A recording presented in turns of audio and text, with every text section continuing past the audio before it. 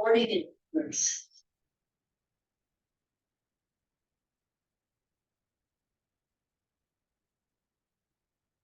तो very good afternoon everyone. चलिए बेटा स्टार्ट करने जा रहे हैं हमारा नेक्स्ट चैप्टर। बेटा अब हम रिवाइज करेंगे आपका topic not for profit organisation. बेटा नॉट फॉर प्रॉफिट ऑर्गेनाइजेशन जो चैप्टर है उसमें से आपको 100% पेपर में क्वेश्चन देखने को मिलेगा ही मिलेगा। और प्रैक्टिकल क्वेश्चन देखने को मिलेगा, 10 नंबर का मिल सकता है, 15 नंबर का मिल सकता है। तो चैप्टर को छोड़ के कोई बच्चा नहीं जाएगा।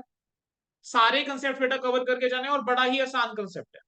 एक नॉट फॉर प्रॉफिट ऑर्गेनाइजेशन जो होता है उसका ऑब्जेक्टिव क्या होता है? उसका ऑब्जेक्टिव होता है सोशल सर्विस। उसका ऑब्जेक्टिव प्रॉफिट मोटिव नहीं होता।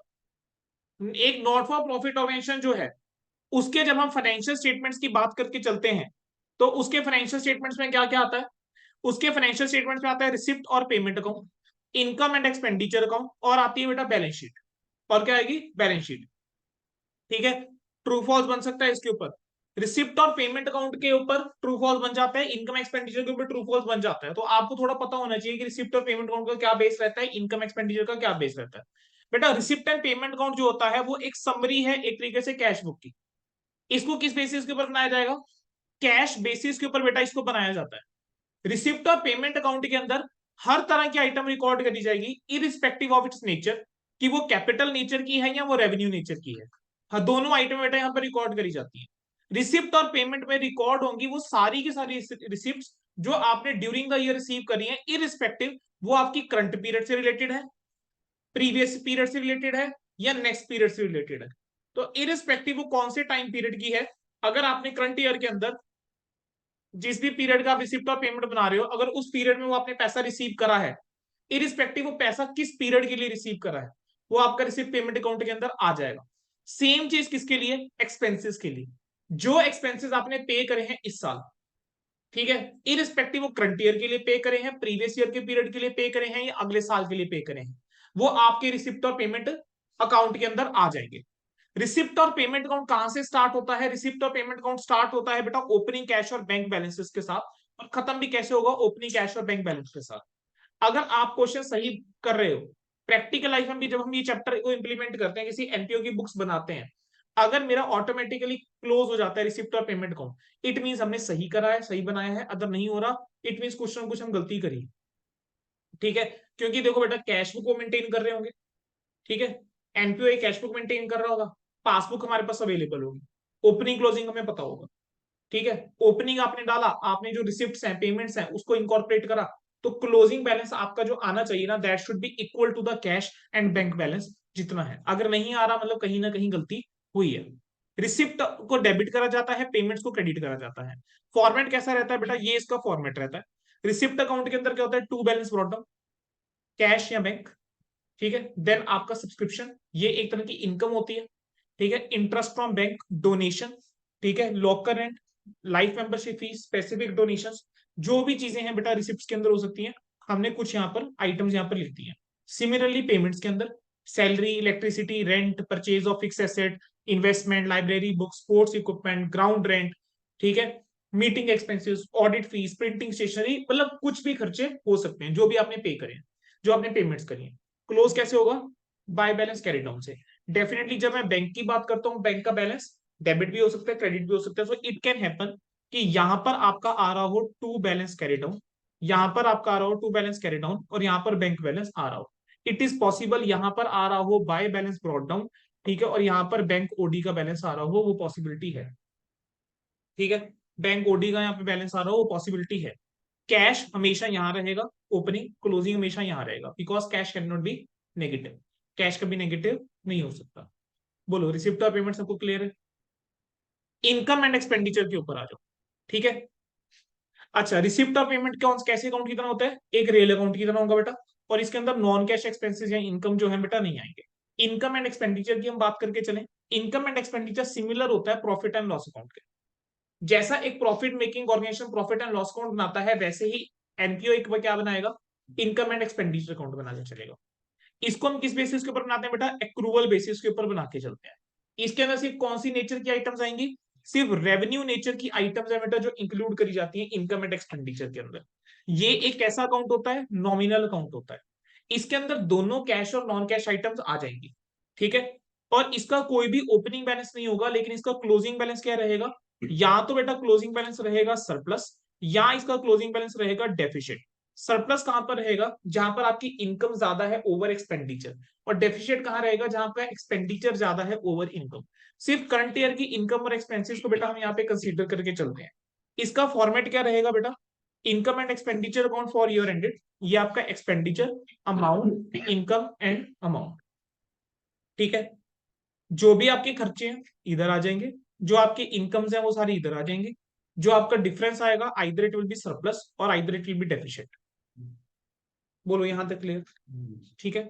अब कुछ एक टर्मिनल टर्म्स हैं जिसका आपको मीनिंग और स्पेसिफिक ट्रीटमेंट जो है बेटा इस चैप्टर के अंदर पता होना चाहिए, ठीक है। फिर हम इसके क्या स्टार्ट करेंगे, डायरेक्टली हम क्वेश्चंस इसके स्टार्ट करके चलेंगे, ठीक है जी।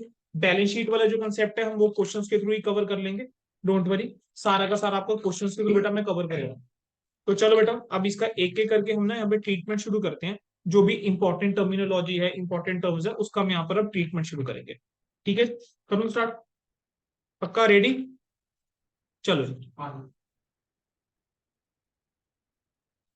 चलो अच्छा, एक चीज हम बैलेंस शीट के बारे में वैसे एक जनरल बात कर दूं यहाँ पर, तो बैलेंस शीट के अंदर देखो बेटा क्या होता है, जब हम एनपीओ की बैलेंस शीट हम बना के चलते हैं, तो एनपीओ की जो बैलेंस शीट बनती है ना, हमारे पास ना 99% क्वेश्चन के अंदर क्या होगा कि ओपनिंग बैलेंस शीट दे नहीं रखी होगी, और 99% क्वेश्चन के अंदर ओपनिंग बैलेंस शीट नहीं दे रखी होगी। मुझे डाटा दे रखा होगा कि मैं ओपनिंग बैलेंस शीट बना सकूं, कुछ ना कुछ इंफॉर्मेशन मिसिंग होगी, कुछ ना कुछ इंफॉर्मेशन मिसिंग, ठीक है। बैलेंस शीट जब ओपनिंग वाली नहीं दे रखी होगी तो व्हाट वी विल डू, हम एक बैलेंस शीट तैयार करेंगे ओपनिंग, और वहां पर हमारा जो बैलेंसिंग फिगर आ रहा होगा ना, वो क्या आ रहा होगा, कैपिटल फंड हमारा बैलेंसिंग फिगर आ रहा होगा। जैसे एक सोल प्रोप्राइटर के केस में कैपिटल होती है, वैसे एनपीओ के केस में क्या होगा बेटा, कैपिटल फंड होगा। तो जो आपके एसेट्स हैं वो सारे के सारे इस साइड आ जाएंगे, आपकी इस तरफ लाइबिलिटीज आ जाएंगी, और ये आपका क्या बन जाएगा, बैलेंसिंग फिगर बन जाएगा। ये आपका बैलेंसिंग फिगर बेस बनता है अगली बार की बैलेंस शीट के लिए। और हर बार आप क्या करेंगे, सबसे पहले ओपनिंग बैलेंस शीट बनाएंगे, कोई भी सवाल आएगा जहां पर बैलेंस शीट क्लोजिंग रिक्वायर्ड है, अगर ओपनिंग बैलेंस शीट नहीं दे रखी, ओपनिंग बैलेंस शीट बनाओगे कैपिटल फंड निकालने के लिए, ओपनिंग बैलेंस शीट आप बनाओगे, और यही बैलेंस शीट को आप बेस मान के चलोगे हमेशा क्लोजिंग बैलेंस शीट को बनाने के लिए, ठीक है। चलो चलें आगे बेटा, बढ़ सकता हूँ आगे। अब बेटा अगला हमने जो ट्रीटमेंट करके चलना है, जो मेरे को सबसे पहले आपको पॉइंट करवाना है, दैट इज द सब्सक्रिप्शन। अच्छा मुझे बताओ सब्सक्रिप्शन क्या होता है, हम बात कर रहे हैं सब्सक्रिप्शन की। थोड़ा सा बेटा मैं रफली लिखूंगा क्योंकि ये रिवीजन क्लास है, हमारा क्वेश्चन फोकस जो है वो क्वेश्चन पे है मेरा। मैं चाह रहा हूं कि हम नेक्स्ट 2 आवर्स के अंदर इस चैप्टर को ही खत्म कर दें, ठीक है, 1:30 तक हम इस चैप्टर को ही खत्म कर दें, तो मेरा वो टारगेट है। बेटा सब्सक्रिप्शन की हम बात करके चलें, बेटा सब्सक्रिप्शन का मतलब क्या होता है, सब्सक्रिप्शन जो होता है उसका मतलब होता है this is the membership fees. Subscription basically क्या होता है, ये आपकी मेंबरशिप फीस होती है जो मेंबर पे करता है। अब ये एनुअल बेसिस पे हो सकती है, मंथली हो सकती है, क्वार्टरली हो सकती है, यूजुअली एनुअल बेसिस के ऊपर ही होती है। And this is one of the main source of income of NPO. ये क्या होता है, one of the main source होता है एनपीओ का इनकम का।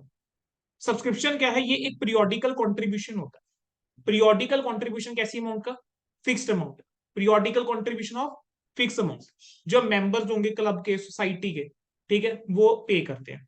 अब इसको हम इनकम मान के चलेंगे क्लब की। अब सब्सक्रिप्शन की जब हम बात करके चलते हैं ना, तो यहां पर हमारे पास ना 4 चीजें आएंगी। हमारे पास क्या आएंगी, 4 चीजें आएंगी। देखो एक आता है सब्सक्रिप्शन रिसीव्ड, पहले तो 4 पॉइंट समझ लो। पहला क्या है, सब्सक्रिप्शन रिसीव्ड, ठीक है। अगर आपने सब्सक्रिप्शन रिसीव्ड करी है कोई, मुझे फर्क नहीं पड़ता कि ये सब्सक्रिप्शन करंट ईयर की है, पिछले साल की है, या नेक्स्ट ईयर की है, रिसिप्ट और पेमेंट अकाउंट के अंदर ये क्या होगी, डेबिट होगी। रिसिप्ट और पेमेंट अकाउंट के अंदर बेटा इसको क्या करने वाले हैं, डेबिट हम करने वाले हैं, अगर कोई भी सब्सक्रिप्शन मुझे ड्यूरिंग द ईयर मिली है। बोलो पहला ट्रीटमेंट क्लियर, सब्सक्रिप्शन रिसीव्ड का क्या ट्रीटमेंट होता है, क्लियर है रिसिप्ट और पेमेंट के अंदर। अब सब्सक्रिप्शन जो मेरी करंट ईयर से रिलेटेड, ऐसी सब्सक्रिप्शन जो मेरी करंट ईयर से रिलेटेड है, उस सब्सक्रिप्शन को चाहे वो मिली या नहीं मिली, वेदर रिसीव्ड और नॉट, वेदर रिसीव्ड और नॉट, चाहे ये सब्सक्रिप्शन मिली या नहीं मिली, इसको हम कहां करेंगे, इनकम एंड एक्सपेंडिचर अकाउंट में क्रेडिट करेंगे। Credit side of income and expenditure account में एज इनकम मैं इसको दिखा के चलूंगा। एक्रूवल कंसेप्ट हम लगा के चलते हैं, ठीक है, उसको मैं रिकॉर्ड करके चलूंगा। चलो मैं कह रहा हूं कि सब्सक्रिप्शन जो है वो नॉट रिसीव्ड है, सब्सक्रिप्शन नॉट रिसीव्ड है, और यानी आउटस्टैंडिंग सब्सक्रिप्शन। कैसी सब्सक्रिप्शन है? आउटस्टैंडिंग सब्सक्रिप्शन है, यानी ये मेरी इस साल की इनकम है लेकिन मुझे क्या है, मिली नहीं है। तो बेटा इसको हम कहां दिखा के चलेंगे? एसेट साइड के अंदर ऑफ बैलेंस शीट।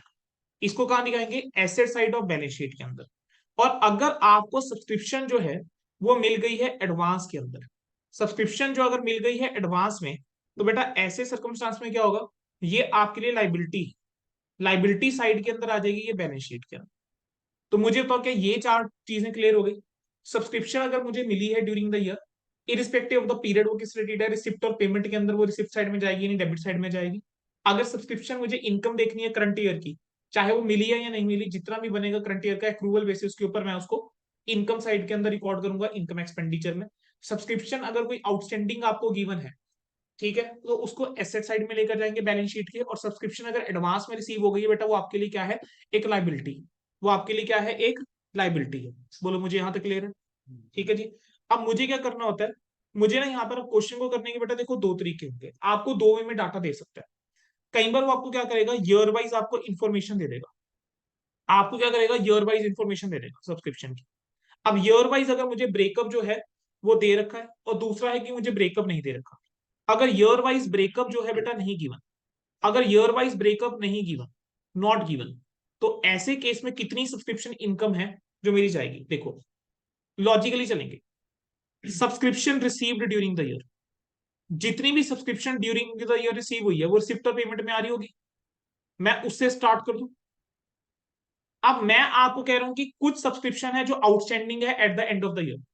इसका मतलब क्या हुआ? ये वो सब्सक्रिप्शन है जो मेरी है तो इस साल की इनकम, लेकिन उसको रिसीव नहीं करा हमने, तो इस रिसिप्ट में वो आ भी नहीं रही होगी। और मुझे अगर इस साल की इनकम निकालनी है, क्या करना चाहिए? उसको ऐड करना चाहिए। तो मैं ऐसा कह सकता हूं subscription outstanding at the and जो है, subscription outstanding at the end of the year जो है, मुझे उसको क्या करना चाहिए? ऐड करना चाहिए। ठीक है। इसी तरीके से बेटा ऐसा हो सकता है कि कुछ सब्सक्रिप्शन हो जो आउटस्टैंडिंग हो eight the beginning of the year. क्या वो सब्सक्रिप्शन मुझे इस साल मिल गई होगी? पिछले साल की आउटस्टैंडिंग क्या इस साल मिल गई होगी? तो लेस कर दूं subscription outstanding at the beginning of the year, less कर दूं subscription outstanding at the beginning of the year को लेस कर दूं। समझ आया? मैं कह रहा हूं कि सब्सक्रिप्शन रिसीव्ड इन एडवांस है eight the beginning of the year, subscription received in advance at beginning of the year. अगर स्टार्टिंग में बिगिनिंग ऑफ द ईयर के अंदर सब्सक्रिप्शन रिसीव्ड इन एडवांस है, यानी ये वो सब्सक्रिप्शन है जो इनकम तो इस साल की है लेकिन मिल मेरे को पिछले साल गई थी। मेरी इस साल की इनकम के अंदर इसको इंक्लूड करना चाहिए या नहीं करना चाहिए? करना चाहिए। तो क्या कर दूं? ऐड कर दूं। मैं कह रहा हूं कि subscription received in advance eight and of the year, साल के एंड में आपको कुछ सब्सक्रिप्शन गिवन है जो रिसीव्ड इन एडवांस है। सीधी सी बात है, जो मुझे ड्यूरिंग द ईयर सब्सक्रिप्शन मिली है, मैं कह रहा हूं उसके अंदर कुछ सब्सक्रिप्शन ऐसी है जो अगले साल की है। बोलो क्या करना चाहिए? जो तुम्हारे पास रिजल्ट आएगा बेटा, this is your subscription to be shown in income and expenditure account. ठीक है।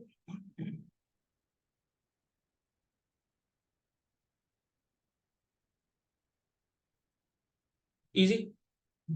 सब्सक्रिप्शन का बनाने का एक और तरीका होता है। ठीक है। क्या तरीका है? हम सब्सक्रिप्शन का क्या बना सकते हैं? अकाउंट बना सकते हैं। क्या बना सकते हैं बेटा? अकाउंट। अब सब्सक्रिप्शन अकाउंट बनता कैसे है? सब्सक्रिप्शन अकाउंट देखो बनाने का तरीका देखो। जो मुझे सब्सक्रिप्शन मिली है ड्यूरिंग द ईयर, एंट्री है सिर्फ और कुछ नहीं है। जो मुझे सब्सक्रिप्शन मिली है ड्यूरिंग द ईयर, उसको क्या करूं? एंट्री क्या होगी? बैंक या कैश टू सब्सक्रिप्शन। यहां जाके लिख दो बेटा बाय बैंक या कैश। मैं कह रहा हूं subscription outstanding at the beginning of the year, या subscription outstanding at the end of the year से चलो शुरू करते हैं। Subscription outstanding at the end of the year, क्या ये मेरी इस साल की सब्सक्रिप्शन इनकम है? सब्सक्रिप्शन के अंदर इंक्लूड होनी चाहिए।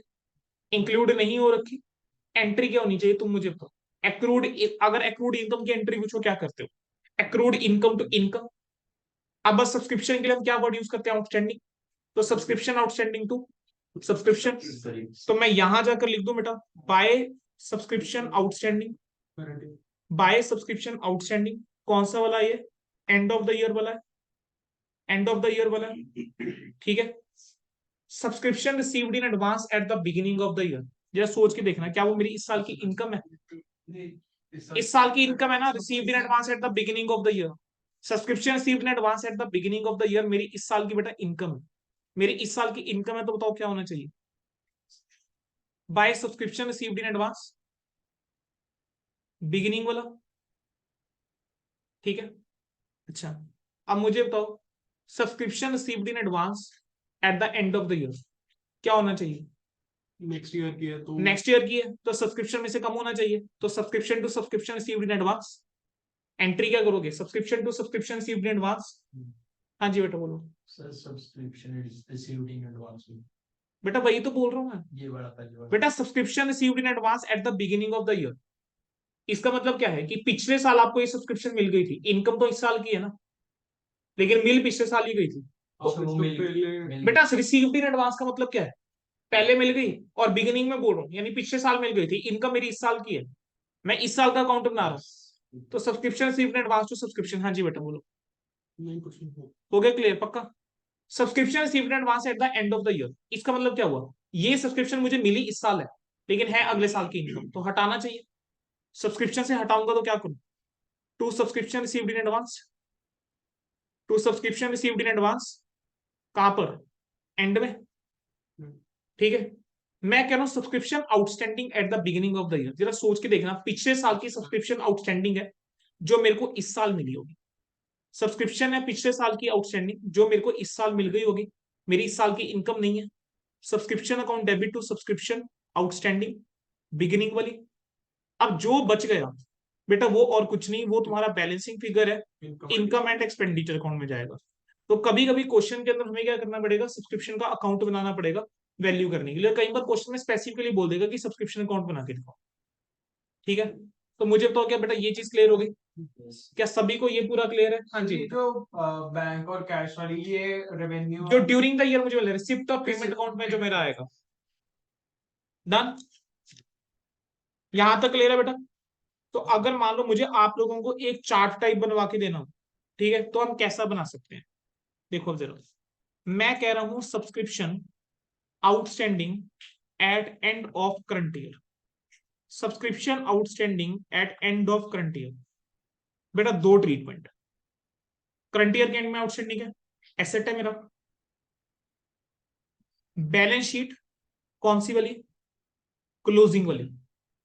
क्लोजिंग बैलेंस शीट में एसेट साइड आउटस्टैंडिंग सब्सक्रिप्शन आ जाएगा, क्लोजिंग बैलेंस शीट में एसेट साइड आउटस्टैंडिंग सब्सक्रिप्शन आ जाएगा। और यहां क्या ट्रीटमेंट होगा? इनकम एक्सपेंडिचर में क्या होना चाहिए? ऐड होना चाहिए। इनकम एंड एक्सपेंडिचर अकाउंट के अंदर क्रेडिट साइड में सब्सक्रिप्शन जो भी मेरे को मिली होगी उसके अंदर आउटस्टैंडिंग ऑफ करंट ईयर को ऐड कर दूं, आउटस्टैंडिंग ऑफ करंट ईयर क्या हो जाएगा? ऐड हो जाएगा। समझ आया? ट्रीटमेंट क्लियर है सभी को? मैं कह रहा हूं सब्सक्रिप्शन आउटस्टैंडिंग है लेकिन at beginning of the year, इसका मतलब क्या बेटा? ये इनकम है प्रीवियस ईयर की, लेकिन मिली कब होगी मुझे? इस साल मिली होगी, जो इंक्लूडेड है किसके अंदर? Subscription received during the year के अंदर। इसका बैलेंस शीट की अगर मैं बात करके चलूं, क्या ये ओपनिंग बैलेंस शीट के अंदर एज एसेट दिख रही होगी? ओपनिंग बैलेंस शीट के अंदर एज एसेट दिख रही होगी आउटस्टैंडिंग सब्सक्रिप्शन। दूसरा ट्रीटमेंट क्या होना चाहिए? इनकम एंड एक्सपेंडिचर अकाउंट के अंदर क्रेडिट साइड में सब्सक्रिप्शन में से मुझे लेस करना चाहिए subscription outstanding of the beginning, at beginning, है ना, प्रीवियस ईयर की बेसिकली, तो ये लेस करना चाहिए। समझ आ गया? जो यहाँ से क्वेश्चन आई हुई है करंट ईयर की टोटल आई है। हाँ जी, टोटल आई हुई है ना? कहाँ पर बेटा? जो इधर आई हुई है ओपनिंग बैलेंस शीट के साथ वाले केस में। बेटा यहाँ पर outstanding of the current year है ना, जो रिसीविंग की बात कर रहे हो, हाँ। ये जो रिसीव हुआ बेटा ये तो किसी भी साल की हो सकती है ना, इसी में से तो हटा रहा हूं ना पिछले साल की, क्योंकि मेरी इस साल की इनकम नहीं है। अगला क्या है? Subscription received in advance eight and of the year, and of the current year में सब्सक्रिप्शन रिसीव्ड इन एडवांस है, बोलो क्या होना चाहिए? बैलेंस शीट की बात करके चलो, लाइबिलिटी है मेरे लिए, तो लाइबिलिटी के अंदर आ जाएगा subscription received in advance, closing में सब्सक्रिप्शन रिसीव्ड इन एडवांस। और यहां पर ट्रीटमेंट क्या हो जाएगा? इनकम एंड एक्सपेंडिचर के अंदर क्या ट्रीटमेंट हो जाएगा? मेरी ये इस साल की इनकम है नहीं है सर, तो जो इनकम रिसीव्ड इन एडवांस है यहाँ पे क्या कर दूंगा? लेस कर दूंगा, ठीक है। यहाँ पर क्या कर देंगे? लेस कर देंगे रिसीव्ड इन एडवांस। समझ आया? अगला क्या है, subscription received in advance. Handwriting में बेटा मत जाओ बच्चों, इस टाइम पे समझने पे ध्यान दो। और मैं मान के चल रहा हूँ कि जो भी बच्चे क्लास अटेंड कर रहे हैं एनपीओ पहली बार नहीं पढ़ रहे हैं, ठीक है? कोशिश यही है उसमें भी समझाया जाए कि अगर पहली बार भी पढ़ रहे हो तो कुछ तो समझ में आ जाए, कि समझ पाओ टॉपिक को। लेकिन डेफिनेटली यहाँ पर हैंड राइटिंग के ऊपर फोकस मत करो, समझने में ध्यान दो बस। Subscription received in advance at the beginning of the current year, again beginning of the current year, बिल्कुल सही। बैलेंस शीट के अंदर क्या होना चाहिए, ओपनिंग बैलेंस शीट में आना चाहिए। अभी ओपनिंग बैलेंस शीट के अंदर क्या होगा, subscription received in advance liability है आपकी, ठीक है? और इनकम एक्सपेंडिचर में क्या होना चाहिए, सब्सक्रिप्शन के अंदर ऐड होना चाहिए रिसीव्ड इन एडवांस, क्योंकि पिछले साल के अगर एंड में आपको मिला हुआ है या beginning of the current year में रिसीव्ड इन एडवांस है, इस साल की इनकम है, तो रिसीव्ड इन एडवांस क्या होना चाहिए, ये वाला ऐड होना चाहिए। बेटा मुझे बताओ क्या ये चीज क्लियर होती है? पक्का? यहाँ तक क्लियर? तो बेटा ये आपका सब्सक्रिप्शन का पॉइंट जो है मैंने क्या कर दिया, खत्म कर दिया। और अगर ब्रेकअप अवेलेबल होता है तब तो चीज और आसान हो जाती है। आपको पता है कि आपको करंट ईयर के लिए कितना मिला है, तो एडजस्टमेंट करना हो जाता है, इजी हो जाएगा। ठीक है जी। चलो, अब कई बार बेटा क्या होता है सब्सक्रिप्शन के केस में ना, वो आपको ना मेंबर्स वाइज डाटा दे देगा। वो कह देगा कि 100 मेंबर है और हर एक मेंबर से 2500 की क्या लेनी है, सब्सक्रिप्शन लेनी है। तो वहां पर ऑब्वियसली कितनी सब्सक्रिप्शन होगी, 2.5 लाख रुपए की सब्सक्रिप्शन होगी, जो आपकी इनकम बननी चाहिए। अब आपको क्वेश्चन में इंफॉर्मेशन देगा कि आपको रिसीव आपने कितना करा है, तो ऐसे क्वेश्चन के अंदर आपको आउटस्टैंडिंग एट द एंड या received in advance at the and जो है वो कैलकुलेट करना पड़ सकता है बैलेंस शीट में दिखाने के लिए। बेटा मुझे बताओ क्या ये चीज क्लियर हो गई है? पक्का? कुछ ऐसे रिसीव इन एडवांस वाला कैसे होगा? बेटा received in advance at the and आपको जितना ड्यूरिंग द ईयर मिला है सब्सक्रिप्शन, अगर मान लो मैं आपको कह रहा हूँ कि यार मुझे पूरे साल में 2,70,000 रुपये मिला है, मेरी इस साल की इनकम तो 2.5 है ना, तो 20,000 जो मिला है वो क्या एडवांस हो सकता है अगले साल के लिए। तो क्वेश्चन में डाटा के ऊपर डिपेंड करेगा, वो रिसीव्ड इन एडवांस है, पिछले साल का है, क्या है। अकाउंट से मिले? बेटा सब्सक्रिप्शन अकाउंट से भी पता लग जाएगा, नहीं तो अदरवाइज कैलकुलेशन करके क्वेश्चन के डाटा के अकॉर्डिंग पता लग जाएगा, डोंट वरी। डाटा से बड़े आसानी से पता लग जाएगा, ठीक है? ठीक है जी। अब बेटा हमारे पास इसके बाद हमने क्या करना है, कुछ एक टर्मिनोलॉजी बेटा और करनी है हमने। अच्छा, अगली टर्मिनोलॉजी क्या है, लाइफ मेंबरशिप फीस। क्या लगता है बेटा लाइफ मेंबरशिप फीस का क्या ट्रीटमेंट होता है, क्या ट्रीटमेंट पड़ा हुआ है हमने लाइफ मेंबरशिप फीस का? अगली आइटम आती है लाइफ मेंबरशिप फीस। क्या होती है लाइफ मेंबरशिप फीस, पहले तो इसका मतलब समझो। लाइफ मेंबरशिप फीस, कुछ मेंबर्स ये कहते हैं कि भाई हमसे लमसम पैसा ले लो, बार बार पैसे मत मांगे जाए करो सब्सक्रिप्शन के। कह रहे हैं एक ही बार बताओ, हमने तो लाइफ टाइम मेंबर बनना ही यहाँ का, है ना? हमने तो यहाँ का लाइफ टाइम मेंबर बनना। कोई स्टूडेंट ऐसा तो नहीं है जो इंस्टीट्यूट कह रहा नहीं हमने तो लाइफ टाइम स्टूडेंट बनना है, बताओ। नहीं नहीं। है ना? आपका आईसीआई भी जो है वो लाइफ टाइम मेंबरशिप फीस का ऑप्शन देता है सीए बनने के बाद, कहते हैं लाइफ टाइम मेंबरशिप फीस जमा करानी है, करा सकते हो। नहीं होती है। है? नहीं होती। चेक नहीं करी बेटा कभी मैंने, क्योंकि लेनी नहीं हुई ट्राई करना। बच्चे। तो सस्ती नहीं पड़ेगी? Back to class please. Life membership fees जो है उसका मतलब क्या होता है, लमसम बेटा क्या जाता है, एक अमाउंट चल जाता है पीरियोडिक पेमेंट की जगह। मैं हर साल मेंबरशिप फीस पे करने की जगह मैं कहता हूँ ठीक है जी 5 साल की फीस, मतलब पूरे लाइफ टाइम की फीस जो है मैं कह रहा हूँ एक साल में एक साथ ले लो ना यार, खत्म करो। ठीक है? बेसिकली यहां पर ना दो व्यू आते हैं, पहले मेरे को आपको दोनों व्यू बताने जरूरी है। यहां पर ना दो व्यू आते हैं। एक व्यू पता क्या कहता है, एक व्यू ये कहता है कि चलो लाइफ मेंबरशिप फीस जो है वो कह रहे हैं कि ये ना नॉन रेकरिंग नेचर की होती है। कैसी होती है? नॉन रेकरिंग नेचर की होती है। नॉन रेकरिंग नेचर की है तो इस वजह से ये क्या है, कैपिटल रिसिप्ट है। इस वजह से ये क्या है, कैपिटल रिसिप्ट है। और कैपिटल रिसिप्ट है तो इसको करना क्या चाहिए, इसको कह रहे हैं हमें क्या करना चाहिए, आपको बैलेंस शीट में लेके जाना चाहिए। क्या करना चाहिए, बैलेंस शीट में लेके जाना चाहिए। अब आपके इंस्टीट्यूट ने क्या बोला है, सुन लो उसको ध्यान से। आपके इंस्टीट्यूट ने इसके बारे में बोला कि ये जो रिसिप्ट होती है ना, ये कैपिटल रिसिप्ट होती है, नॉन रेकरिंग नेचर की होती है। पेपर में क्या करना है, ध्यान से सुन ले। ये नॉन रेकरिंग नेचर की होती है, ये आपकी कैपिटल रिसिप्ट होती है, तो इसका आपको ट्रीटमेंट क्या करना चाहिए, आपको इसको ऐड करना चाहिए कैपिटल फंड के अंदर। कैपिटल फंड में जाकर क्या करना चाहिए, ऐड कर देना चाहिए। ठीक है, added to capital fund. Capital fund कहां आता है, बैलेंस शीट के अंदर। ठीक है जी। अब वो कहता है कि जो एंटायर अमाउंट होता है ना लाइफ मेंबरशिप फीस का, अब जहां पर भी लमसम आपको अमाउंट मिल रही है वहां पर आप ना कोई भी एक मेथड फॉलो कर सकते हो। उसने तीन चीजें बोली, पहला पॉइंट उसने क्या बोला, पहला पॉइंट वो कहता है कि जो भी एंटायर अमाउंट आपको मिला है वो आप एक स्पेशल अकाउंट में डाल दो जब तक मेंबर मरता नहीं, जब तक मेंबर की डेथ नहीं होती, ठीक है, तब तक आप क्या कर दो, उसको एक स्पेशल अकाउंट के अंदर आप ट्रांसफर कर दो। जैसे ही मेंबर जो है वो उसकी डेथ हो जाएगी तो उसके बाद हम उसको ना एक्यूमुलेटेड फंड के अंदर क्या कर देंगे, क्रेडिट कर देंगे। यानी अलग से ये पड़ा रहेगा लाइफ मेंबरशिप फीस, जब मेंबर की डेथ हो जाएगी हम ये पैसे को कहाँ डाल देंगे, कैपिटल फंड के अंदर या एक्यूमुलेटेड फंड में ऐड कर देंगे उस टाइम। एक ट्रीटमेंट ये बोलता है। सेकेंड ट्रीटमेंट वो कहता है कि एक नॉर्मल एनुअल सब्सक्रिप्शन जितनी बनती है, एक नॉर्मल एनुअल सब्सक्रिप्शन जो है वो अमाउंट जितना बनता है आप हर साल इनकम एंड एक्सपेंडिचर अकाउंट में उतना आप ट्रांसफर करते रहो। ठीक है, मान लेते हैं एवरेज हम कह रहे हैं कि 20 साल, ठीक है। अब 20 साल तक हमने क्या करते रहे, अमाउंट को ट्रांसफर करते रहे। कितना, एक नॉर्मल नॉर्मल सा अमाउंट, ठीक है। नॉर्मल एनुअल सब्सक्रिप्शन जितनी होती है उतना कह रहे हैं हर साल आप इनकम एक्सपेंडिचर में क्या करते रहो बेटा, ट्रांसफर करते रहो। लेकिन अगर मान लो, कब तक ये ट्रांसफर करना है, जब तक वो बैलेंस एग्जॉस्ट नहीं हो जाता, जब तक वो बैलेंस एग्जॉस्ट नहीं हो जाता। अब वो कहता है लेकिन अगर मान लो मेंबर की डेथ हो जाती है, मेंबर की डेथ हो जाती है, तो पहले अभी पूरा पैसा ट्रांसफर नहीं करा इनकम एक्सपेंडिचर में और मेंबर की डेथ हो गई, तो जो बैलेंस बच रखा होगा ना उस लाइफ मेंबरशिप फीस के अंदर, कह रहे उसको क्या क्या करोगे, उसको आप एक्यूमुलेटेड फंड के अंदर ऐड कर।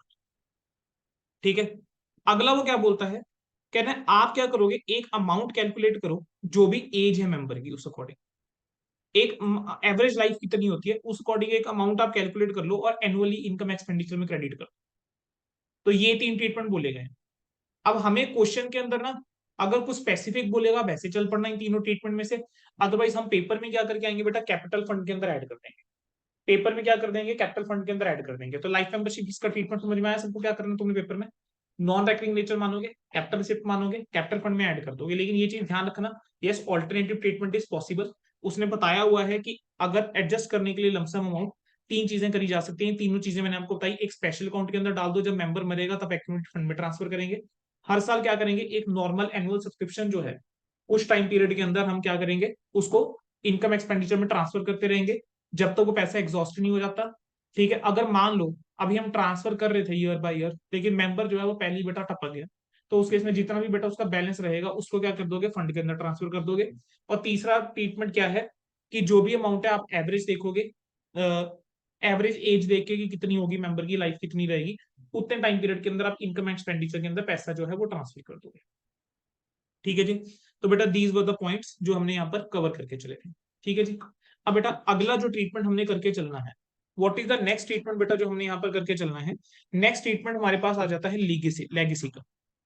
लेगेसीज क्या होता है, लेगेसीज जो होता है ये वो अमाउंट होता है जो मिलता है as per the will of the disease. ठीक है, जैसे जैकी चैन है, जैकी चैन जी ने क्या बोला, जैकी चैन ने ये बोला हुआ है, कह रहे हैं कि जब भी मेरी डेथ होगी ना, कि मेरा बेटा इतना कैपेबल है कि वो खुद कमा सकता है, वो उसके लिए खुद नहीं छोड़ के जाने वाला, वो सारा का सारा पैसा जो है वो डोनेट होने वाला है। सारा का सारा पैसा बेटा वो डोनेट होने वाला है, जितनी उनकी वर्थ है, नेटवर्थ है, ठीक है, सारी डोनेट होगी। तो कह रहे हैं जो अमाउंट रिसीव्ड होती है as per the will of the disease, उसको हम क्या बोलते हैं, लेगेसी।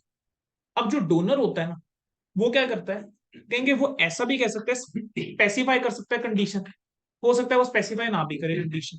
मतलब मैं क्या करा, बता दिया कि यार ये पैसा जो है ना इसी पर्पस के लिए ही यूज होगा, स्पेसिफाई कर दिया हमने साथ में।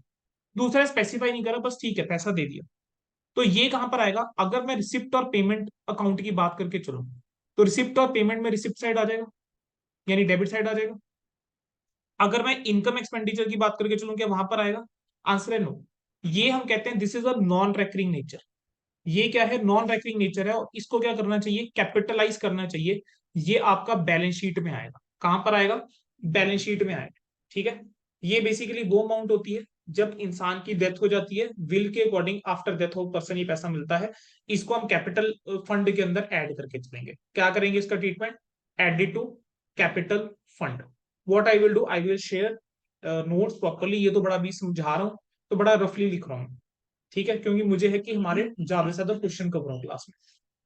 ठीक है जी, चलो लेगेसीज वाला पॉइंट क्लियर हो गया, लाइफ मेंबरशिप इज क्लियर, ठीक है, सब्सक्रिप्शन इज क्लियर। अगली टर्मिनोलॉजी जो आप समझेंगे वो है एंट्रेंस फीस। एंट्रेंस फीस को ना हम एडमिशन फीस भी बोल देते हैं। तो अगर एंट्रेंस फीस या एडमिशन फी वर्ड नजर आता है, वो सेम ही मतलब है बेटा। एंट्रेंस फीस और एडमिशन फीस को लेकर ना बड़ा ही डिस्प्यूट सा रहा, और दोनों ओपिनियंस रही हैं, दो ओपिनियन रही हैं बेटा।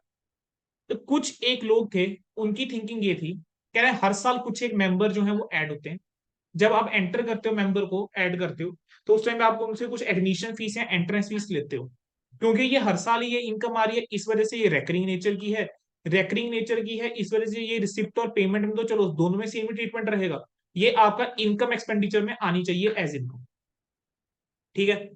दूसरा व्यू क्या दिया गया, कह रहे मेंबर तो आपका एक ही बार एंटर कर रहा है ना, है ना, उससे आप एक ही बार इस चीज के लिए पैसा ले रहे हो, तो ये आपका नॉन रेकरिंग नेचर की है। दूसरा व्यू पॉइंट ये दिया गया, एग्रीमेंट ये दिया गया, कह रहे ये ना नॉन रेकरिंग नेचर की है। ठीक है, ये वो फीस है जब मेंबर बन रहा है, ऑर्गेनाइजेशन का हिस्सा बन रहा है, पार्ट बन रहा है, उस टाइम पे आप उससे पैसा लेते हो, नॉन रेकरिंग नेचर का है ये। तो कह रहे हैं इसको आप कैपिटल फंड के अंदर क्या करके चलोगे, ऐड करके चलोगे, कैपिटलाइज करके चलोगे। ये दो व्यू आते हैं।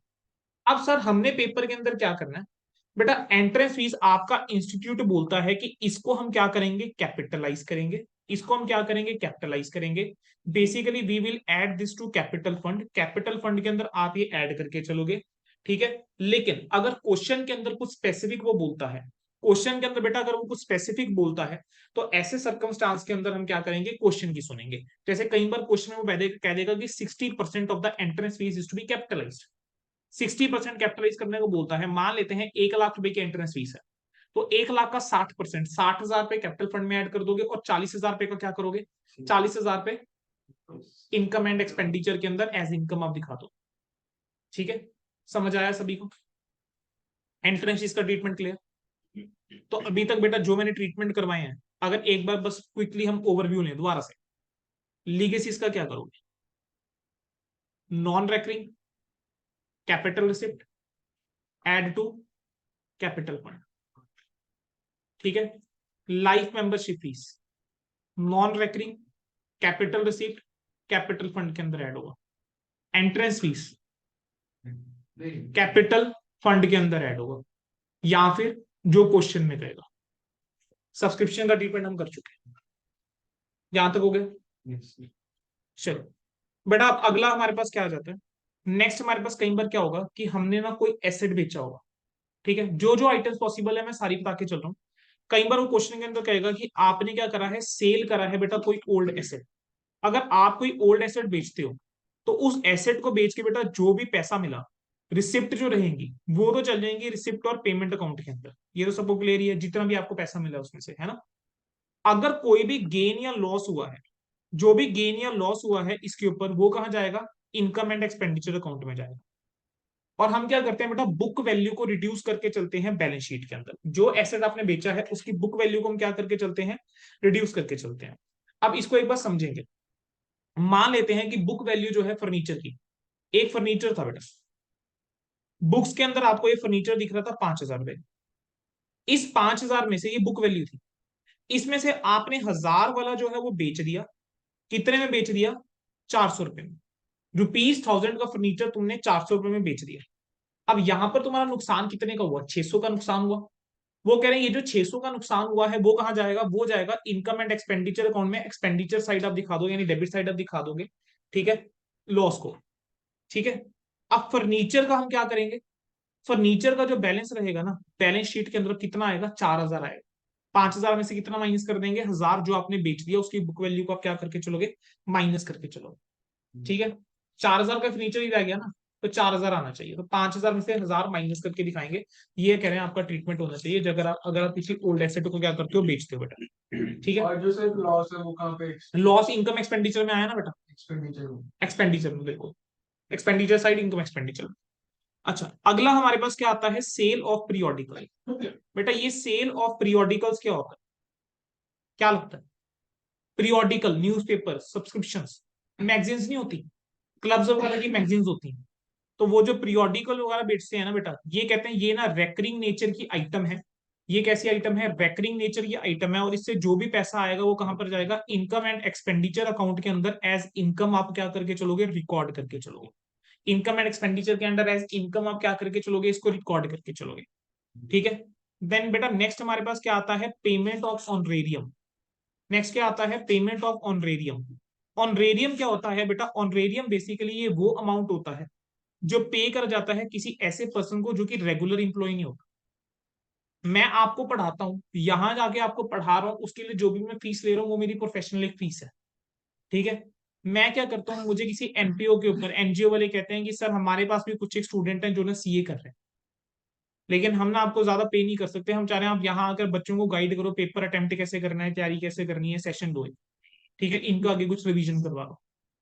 उन्होंने मुझे बुलाया, मैं वहां चला गया बेटा। अब वो मेरे को प्रोफेशनल फीस नहीं दे पाएंगे। एज अ ग्रेटिट्यूड उन्होंने मुझे क्या करा कि कुछ एक अमाउंट पे कर दिया, से वेरी नॉमिनल अमाउंट ऑफ से 1000 उन्होंने पे कर दिया या 2000 उन्होंने पे कर दिया बस। ठीक है, वैसे मैं उस चीज के कितने लेता, सपोज करो 30,000 किसी और से, उन्होंने मुझे कितना पे करा, सिर्फ 2000 पे करा। ठीक है, तो वो क्या है, एज ग्रेटिट्यूड उन्होंने पे करा है 2000, वो क्या कहता लाता बेटा, ऑनरेरियम। ठीक है जी। वो सर्विस के लिए नहीं है basically, it is more of expression of gratitude. तो ये जो ऑनरेरियम होता है बेटा, ये क्या होता है, ये खर्चा माना जाता है इनकम एंड एक्सपेंडिचर के अंदर। कहां पर आएगा ये, इनकम एंड एक्सपेंडिचर में डेबिट साइड में बेटा आपको ये नजर आएगा, खर्चे की तरह आप इसको ट्रीट करके चलोगे। ठीक है बेटा। देन अगला बेटा मेरे को आपको जो बताना है, that is the endowment fund. अगला मुझे आप लोगों को जो बताना है वो क्या है, एंडाउनमेंट फंड।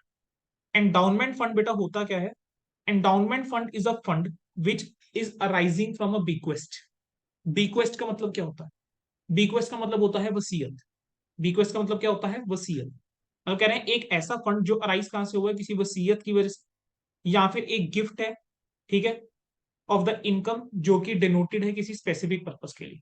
कुछ इनकम है जो डिनोट कर दी गई है, हाँ यार ये डिवोटेड है कि भाई ये इसी पर्पस के लिए यू ही यूज होगी। मेरी एक प्रॉपर्टी थी, प्रॉपर्टी को हमने क्या कर दिया, किसी एनपीओ को एक तरह से दे दिया। ठीक है, हमने कहा इस प्रॉपर्टी से जो भी फंड इनकम आएगी, रेंटल इनकम आएगी, that rental income has to be use specifically for the purpose of the education of the poor. ठीक है, ये एनपीओ की प्रॉपर्टी है। प्रॉपर्टी मेरी है, मैंने एनपीओ को दे दी। ठीक है, एनपीओ को दे दी, हमने कहा वो इनकम है, जो रेंटल इनकम उस प्रॉपर्टी से आ रही है, वो इनकम हमने डिवोट कर दी है किस पर्पस के लिए, कि ये इनकम कहाँ यूज होगी, सिर्फ बच्चों को पढ़ाने के लिए। ठीक है, तो बेसिकली ये एक फंड होता है जो वसीयत नामे के थ्रू मिला पैसा, या फिर इनकम जो है वो वसीयत नामे के थ्रू आ गई। यानी जैसे मैंने बोल दिया कि मेरे जाने के बाद इस प्रॉपर्टी से जो भी रेंटल इनकम आएगी, ठीक है, उस एंड रेंटल इनकम का क्या किया जाएगा, इस पर्पस के लिए यूज कर जाएगा, that is basically a fund. Endowment fund हो गया बेटा, ये एक ना परमानेंट फंड होता है जो एक एनपीओ क्रिएट करता है, रेगुलर सपोर्ट प्रोवाइड करने के लिए हम ये क्रिएट करते हैं। ये कैपिटल रिसिप्ट होता है, इसको हम बैलेंस शीट के अंदर अलग से दिखा के चलेंगे। ठीक है, अगर और हमने अगर इस पैसे को कहीं पे इन्वेस्ट करा है, उसके ऊपर अगर आप कुछ कमा भी रहे हो, एंडोनमेंट फंड हमने क्रिएट कर दिया, जमा करवा दिया बैंक के अंदर अलग से, ठीक है, उसके ऊपर कुछ इंटरेस्ट आ रहा है, तो वो जो इंटरेस्ट आ रहा है, आपने यहाँ इस पैसे को इन्वेस्ट करा है कहीं, तो उसके ऊपर जो इंटरेस्ट आ रहा है, उस इंटरेस्ट को क्या करेंगे, इनकम एंड एक्सपेंडिचर अकाउंट के अंदर क्रेडिट करेंगे। उस इंटरेस्ट को क्या करेंगे, इनकम एक्सपेंडिचर में क्रेडिट करके चलेंगे। ठीक है बेटा, डन। अगला पॉइंट बेटा मुझे मुझे आप लोगों को यहाँ पर बताना है, वो नेक्स्ट पॉइंट इसके अंदर बताना है, एंडोनमेंट फंड के बाद there will be sometimes a thing called material consumed. जैसे बेटा एक हॉस्पिटल है या एक स्पोर्ट्स अकेडमी है। अब एक हॉस्पिटल है या एक स्पोर्ट्स अकेडमी जो है ना, उस हॉस्पिटल या स्पोर्ट्स अकेडमी के अंदर क्या होगा, अगर मान लो किसी बच्चे की चोट लग जाती है या किसी भी इंसान के चोट लग जाती है, बेटा वो अगर मान लो किसी डॉक्टर के पास जाता है, तो होगा क्या, डॉक्टर पहले क्या करेगा, अपने पियून को भेज के ये कहेगा, कह रहा है जाओ पट्टी ले आओ, भी डेटो ले आओ, इंजेक्शन ले आओ, टेटनस का इंजेक्शन लगेगा इसको, तो है वो मंगाएगा या उसका ऑलरेडी स्टॉक पड़ा होगा। कोई स्पोर्ट्स क्लब है क्या, वहां पर ऑलरेडी सामान पड़ा नहीं होगा, बॉल्स वगैरह, ठीक है, या जो भी हॉकी स्टिक्स हो गई, बैट्स हो गए, बास्केटबॉल्स हो गई, कहीं ना कहीं जो भी इक्विपमेंट बेसिकली चाहिए वो रहेंगे ना, है ना। तो बेसिकली बेटा बस उसी को हम क्या बोल रहे हैं यहाँ पर, हम मटेरियल कंज्यूमर बोल रहे हैं। ठीक है, तो अब यह सोच के देखो, स्टॉक रखना पड़ेगा, स्टॉक रखना पड़ेगा, ये थोड़ा ना स्टॉक सारा का सारा उस साल यूज हो रहा है। तो मेरे पास बेटा यहाँ पर हम क्या निकालेंगे, मटेरियल कंज्यूम्ड की हम यहाँ पर वैल्यू निकालेंगे। अब मटेरियल कंज्यूम्ड में ना यहाँ पर मेरे पास ना दो तरीके के देखो चीजें बनेंगी। एक रहेगा कि आपको ओपनिंग स्टॉक पता होगा कितना है, आपको ये बता देगा कि ड्यूरिंग द ईयर आपने कितना परचेज करा है, आपने कितना आपके पास क्लोजिंग है ये आपको पता होगा, माइनस कर दूं तो मेरे पास कंज्यूम्ड आ जाए। एक चीज तो ये होगी। लेकिन कई बार क्वेश्चन के अंदर पता है क्या कहेगा, आपको ना क्रेडिटर्स की इंफॉर्मेशन देना शुरू कर देगा। जैसे वो आपको कहेगा कि स्पोर्ट्स मटेरियल का आपके पास क्या है, कुछ ओपनिंग बैलेंस है, कुछ आपका क्लोजिंग बैलेंस है। और वो कहेगा आपके पास क्रेडिटर्स हैं फॉर स्पोर्ट्स मटेरियल, कुछ ओपनिंग बैलेंस देगा, कुछ क्लोजिंग बैलेंस देगा। और रिसिप्ट और पेमेंट अकाउंट में ना आपको नजर आ रहा होगा कि आपने कुछ पेमेंट कर रखी होगी, किसको, क्रेडिटर्स को हमने कुछ पेमेंट कर रखी होगी। तो ऐसे केस के अंदर बेटा मेरे पास क्या मिसिंग है, मेरे पास जो मिसिंग है यहाँ पर वो क्या है, कि कितनी पेमेंट आपने, कितना मैंने खरीदा है। तो मुझे सबसे पहले क्रेडिटर्स अकाउंट बनाना पड़ेगा। क्रेडिटर्स अकाउंट बना के मैं पता लगाऊंगा कि भाई मेरी परचेज है कितनी। ठीक है, इसके अंदर कई बार एडवांस टू सप्लायर भी दे देता है, एडवांस टू सप्लायर भी दे देगा साहब। ठीक है, तो हम क्या करेंगे, एक क्रेडिटर का अकाउंट बना के पहले हम परचेज निकालेंगे, वो परचेज निकाल के उसको यहाँ यूज करेंगे, फिर हम क्या निकालेंगे कि कितना मैंने कंज्यूम करा। ठीक है, कितना मैंने कंज्यूम करा है बेटा वो हम निकाल लेंगे। बोलो बेटा यहां तक क्लियर हुआ, पक्की बात। चलो बढ़ सकता हूँ आगे। Sir advance to creditor debit होगा। एडवांस टू क्रेडिटर बेटा एसेट है, तो एक तरह से डेबिट होगा क्योंकि उसके बदले में गुड्स मिलेंगे, तो ओपनिंग वाला डेबिट हो जाएगा। ठीक है, डेबिट साइड में टू बैलेंस ब्रॉट डाउन लिखोगे, क्लोजिंग वाला बाय बैलेंस कैरी डाउन जाएगा। एक कॉमन अकाउंट ही बना लेते हैं क्रेडिटर का, उसके अंदर ही दिखा देते हैं, सेपरेट सेपरेट अकाउंट नहीं बनाएंगे। एक तरीका है अकाउंट बना के कर दो, दूसरा है प्लस माइनस करके कर दो, जैसे कंफर्टेबल हो, दोनों तरीके पेपर में एक्सेप्टेबल है। मैं थोड़ा सा लेजर बनाने में ज्यादा समझता हूँ कि कन्वीनियंस है, गलती होने का चांस कम हो जाता है। ठीक है, अब अगर हम डोनेशन की बात करके चलेंगे बेटा अब आगे। बेटा डोनेशन की अगर हम बात करके चलें, डोनेशन ना आपकी दो तरीके की हो सकती है। एक होती है जनरल डोनेशन और एक होती है स्पेसिफिक डोनेशन। जनरल डोनेशन का मतलब क्या है, एक ऐसी डोनेशन का मतलब क्या है, पहले तो समझो, एक गिफ्ट हो गया, एक क्या हो गया, एक तरह से गिफ्ट हो गया, कैश में हो गया या काइंड में हो गया, जो किसी पर्सन से मिल गया ऑर्गेनाइजेशन को। अब ये डोनेशन जो होती है वो स्पेसिफिक पर्पज के लिए हो सकती है, जनरल पर्पज के लिए हो सकती है।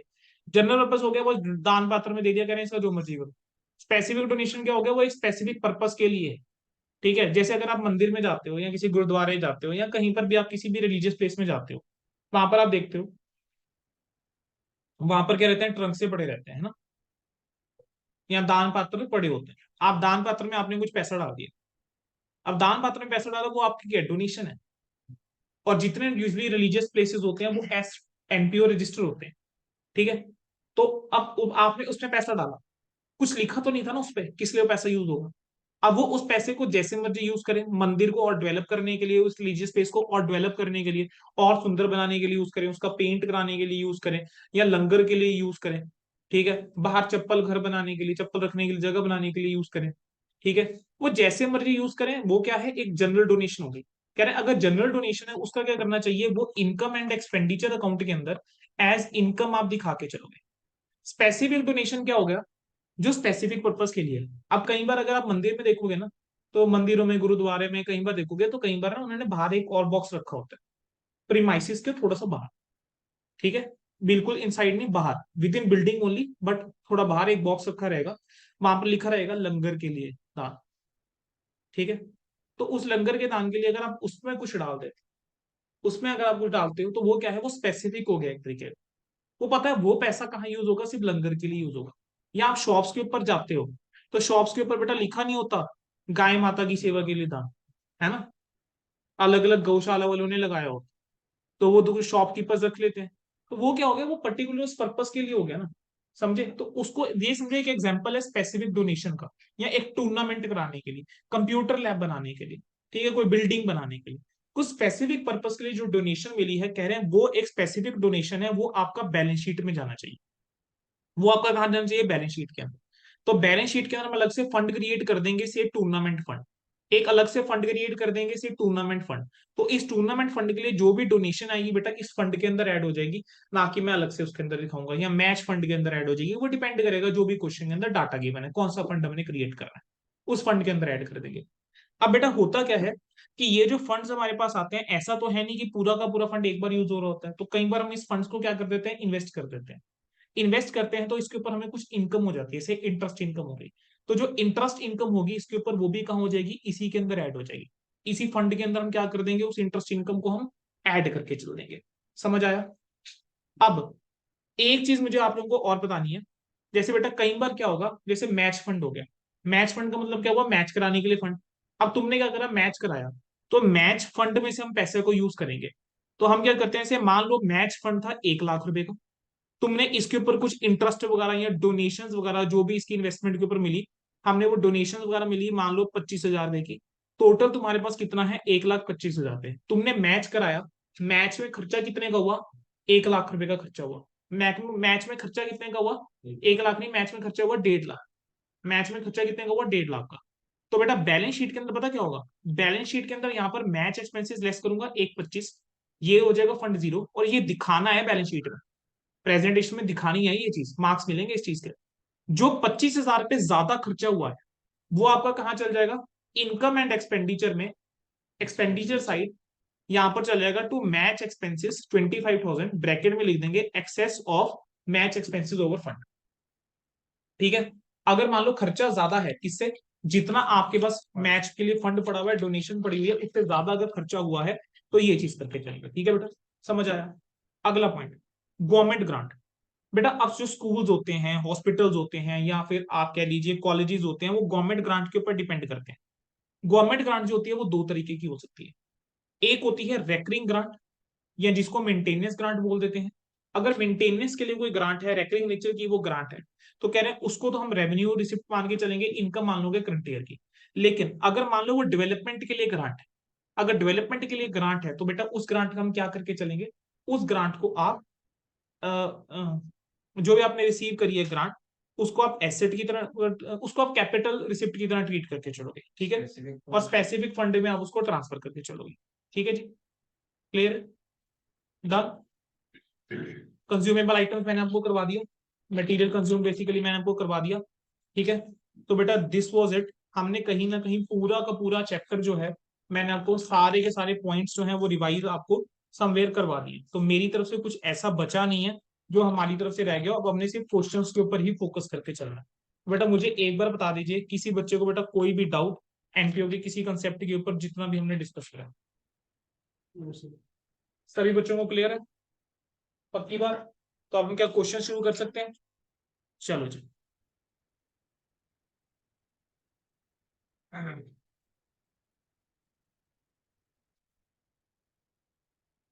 चार्ज क्यों नहीं हो रहा।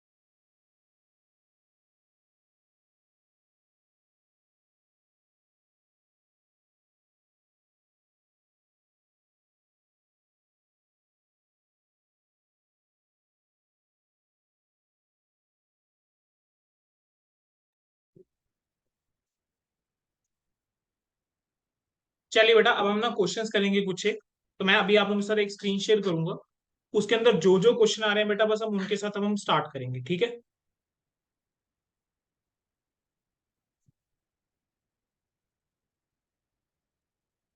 बेटा ये वाली फाइल मैं आप लोगों के साथ शेयर कर दूंगा, आप लोगों को प्रिंट आउट्स प्रोवाइड कर दिए जाएंगे। ठीक है, और प्लीज आप थोड़ा सा एक्टिव हो जाएंगे सारे बच्चे, क्योंकि आप लोगों ने क्वेश्चन सॉल्व करने हैं बेटा, पेपर आप लोगों के हैं मेरे नहीं। ठीक है बेटा, मैं तो पास हो चुका, मेरे तो नाम के आगे सीए भी है, और मेरा सीएमए इंटर भी क्लियर है, तो पेपर किसके हैं, तुम लोगों के, है ना। चलो शुरुआत करें बेटा। पहली कोशिश हमेशा आप लोग करेंगे क्वेश्चन को करने की, और बड़े ही कॉम्प्रिहेंसिव क्वेश्चन हम पिक करने वाले हैं, लिमिटेड से क्वेश्चन करेंगे लेकिन अच्छे क्वेश्चंस करेंगे। ठीक है, और मैं क्या करूंगा बेटा, इन सब के वीडियोस जो हैं मैं एनपीओ का आप लोगों के साथ एक और सेशन ले लूंगा, जिसके अंदर क्वेश्चंस की प्रैक्टिस में और करवा दूंगा। तो जिन बच्चों ने वो सेशन अटेंड करना होगा कर सकते हैं। हम एक और सेशन लेंगे एनपीओ का, जिसके अंदर क्वेश्चंस की प्रैक्टिस होंगी। तो इट इज कंपल्सरी सेशन नहीं है, मैंडेटरी नहीं है। जो रजिस्टर्ड स्टूडेंट्स हैं, मतलब जो रेगुलर वाले मेरे बच्चे हैं, उनके लिए मैंडेटरी नहीं है। आपको लगेगा जरूरत है, आप लोग ज्वाइन कर सकते हैं।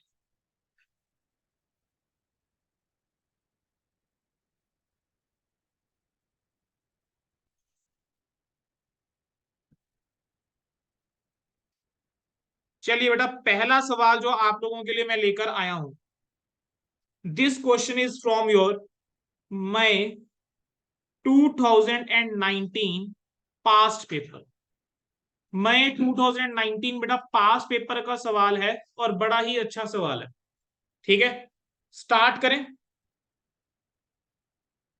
मैं आप लोगों के साथ बेटा एक बार क्वेश्चन रीड करूंगा, देन उसके बाद बेटा आप लोगों ने इस क्वेश्चन को सॉल्व करना है। 10 मिनट आपको दूंगा, फिर मैं आप लोगों को क्वेश्चन करवाऊंगा। ठीक है जी। From the following information supplied by the MBS Club, prepare the receipt and payment account and income and expenditure account for the year ended 31st of March 2019। आपको क्या करना है, जो इन्फॉर्मेशन गिवन है कह रहे हैं उससे रिसिप्ट और पेमेंट अकाउंट भी बनाओ और इनकम एक्सपेंडिचर अकाउंट भी बनाओ। 1 अप्रैल 2018 को बेटा आपको कुछ एक डाटा गिवन है, आपको 31 मार्च 19 का आपको कुछ एक डाटा गिवन है। आपको कह रहा है subscription for the year amount to 3 lakh rupees, salary आपने 60,000 की पे करी है। Face value of the investment was 1,75,000। Investment की फेस वैल्यू कह रहे हैं 1,75,000 पे थी, जिसमें से 50% इन्वेस्टमेंट आपने 80% ऑफ फेस वैल्यू पे बेची है। और इंटरेस्ट इन्वेस्टमेंट के लिए आपको जो मिला है वो 14,000 रुपए का आपको इंटरेस्ट मिला है। कह रहे हैं फर्नीचर आपने 8,000 में बेचा है eight the beginning of the year. Machinery जो है और स्पोर्ट्स इक्विपमेंट जो है वो आपने लास्ट तक यूज करी है। उसके ऊपर डेप्रिसिएशन कह रहे हैं मशीनरी के ऊपर 15% और स्पोर्ट्स गुड्स के ऊपर, और स्पोर्ट्स गुड्स और मशीनरी के ऊपर 15% की डेप्रिसिएशन, फर्नीचर के ऊपर 10% की डेप्रिसिएशन। आपको क्या करना है, एक्सपेंसिस गिवन है जो आपने ड्यूरिंग द ईयर करे हैं।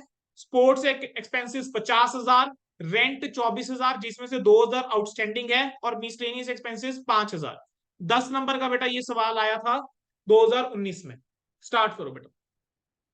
आपको क्या बनाना है, रिसिप्ट और पेमेंट अकाउंट बनाना है। कैसे बनेगा receipt payment account, cash basis के ऊपर। आपको क्या बनाना है, इनकम एंड एक्सपेंडिचर अकाउंट बनाना है। कैसे बनेगा, एक्रूवल बेसिस के ऊपर। ठीक है, चलिए स्टार्ट कीजिए। मेरी इस टाइम में मैं म्यूट पे रहूंगा अगले 8 मिनट, और वीडियो मेरी बंद रहेगी। स्टार्ट करो, फिर 8 मिनट बाद मैं क्वेश्चन आप लोगों के साथ करूंगा। डेप्रिसिएशन आता है। इनकम एक्सपेंडिचर में बिल्कुल डेप्रिसिएशन आता है बेटा, नॉन कैश और कैश आइटम दोनों आती है रेवेन्यू नेचर की। स्टार्ट करो।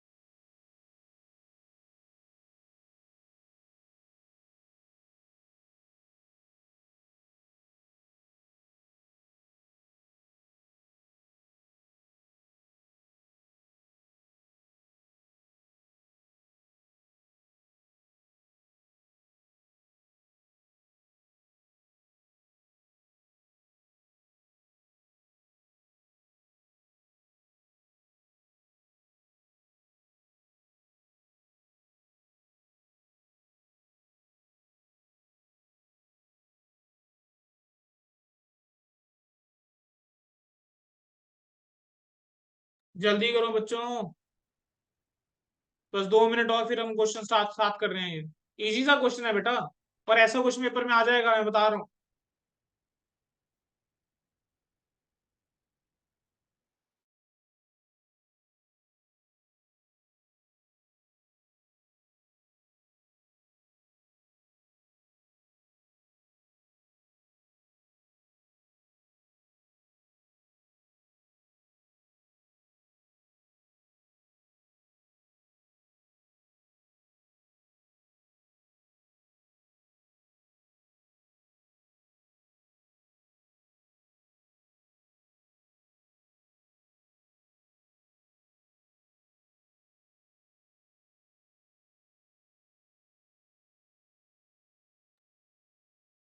चलिए बेटा शुरू करते हैं क्वेश्चन। मई 2019 पास पेपर का बेटा आपका एक सवाल था। बेटा क्वेश्चन की रिक्वायरमेंट क्या थी? रिसिप्ट और पेमेंट अकाउंट बनाना था और इनकम एंड एक्सपेंडिचर अकाउंट बनाना था। ठीक है जी। बेटा रिसिप्ट और पेमेंट अकाउंट कैसे बनता है? कैश बेसिस के ऊपर। इनकम एंड एक्सपेंडिचर अकाउंट कैसे बनता है? एक्रूवल बेसिस के ऊपर। और पार्टिसिपेशन चाहिए मुझे क्वेश्चन सॉल्व करते टाइम। बेटा यहां पर मैं लिख लेता हूँ रिसिप्ट एंड पेमेंट अकाउंट। ठीक है, चाहो तो पहले वर्किंग नोट बना लो, वो भी चलेगा। ठीक है, चाहो तो ऐसे कर लो, एक पेज के ऊपर रिसिप्ट और पेमेंट अकाउंट। ठीक है, अगले पेज के ऊपर इनकम एंड एक्सपेंडिचर अकाउंट। ठीक है, और वर्किंग नोट हम बनाते रहेंगे। अब मैं थोड़ा सा रफली सॉल्व करूंगा, रीजन बिंग कि हमने बेटा और भी क्वेश्चंस करने हैं आज क्लास के अंदर। ठीक है, इनकम एंड एक्सपेंडिचर अकाउंट आपका ये आ जाएगा। जो जो डाटा गिवन है, बातें नहीं, जो जो डाटा गिवन है बेटा बस मुझे देख के बताओ कौन सी आइटम कहाँ जानी चाहिए, बात खत्म। मेरे को बेटा गिवन है cash in hand and bank का ओपनिंग बैलेंस 1,10,000 रुपये। बेटा ये मेरे को गिवन है, ओपनिंग है ना ये, है ना? तो जो ओपनिंग वाला है वो सीधी सी बात है, यहां जाके लिख दूं to balance brought down. Receipt और पेमेंट में आ जाएगा कैश एंड बैंक कितना है, 1,10,000। ये तो सबका ठीक होगा। ठीक है, चलो उसके अलावा बेटा तुम लोगों को और क्या क्या गिवन है, अब बस शुरू करते हैं। मेरे को सब्सक्रिप्शन का आउटस्टैंडिंग बैलेंस भी पता है, एडवांस भी पता है, और कितनी सब्सक्रिप्शन फॉर द ईयर है मुझे भी पता है, यानी मुझे सब्सक्रिप्शन इस बार इनकम पता है। इस बार तुम्हें क्वेश्चन के अंदर वो क्या दे रहा है, सब्सक्रिप्शन इनकम दे रहा है। सब्सक्रिप्शन इनकम दे रहा है तो सीधी सी बात है बेटा, बड़ा आसान, ये तो आसान हो गया काम। इनकम एक्सपेंडिचर में जाके यहां लिख दूं बाय सब्सक्रिप्शन 3 लाख रुपए, ये मेरे को दे रहा है। अब कितनी सब्सक्रिप्शन मुझे ड्यूरिंग द ईयर मिली है वो निकाल देते हैं। अब सब्सक्रिप्शन मेरे को मिली कितनी है ड्यूरिंग द ईयर, ये लो बेटा सब्सक्रिप्शन का मैं यहाँ पे एक नोट सा बना लेता हूँ। सब्सक्रिप्शन मुझे निकालनी है कि रिसीव्ड कितनी हुई है। तो रिसीव सब्सक्रिप्शन निकालूंगा किस तरीके से सर? दो तरीके। पहला तरीका है कि मैं इसका एक तो अकाउंट बना लूं। ठीक है, दूसरा तरीका क्या है, मैं प्लस माइनस करके निकाल दें। हम क्या करते हैं, प्लस माइनस करके निकाल देते हैं। मुझे तो मेरे को कितनी सब्सक्रिप्शन मिली है during the year? Sir 3 lakh रुपए की सब्सक्रिप्शन मेरी इनकम है। 3 लाख रुपए की सब्सक्रिप्शन है मेरी, जो है इस साल की इनकम। अब उल्टा सोचना पड़ेगा तुम्हें थोड़ा सा। ठीक है, मुझे बताओ जो आउटस्टैंडिंग एट द बिगिनिंग है वो क्या करी होगी? तुमने लेस करी होगी। तो अब उसको क्या करना पड़ेगा, ऐड ऐड करना पड़ेगा।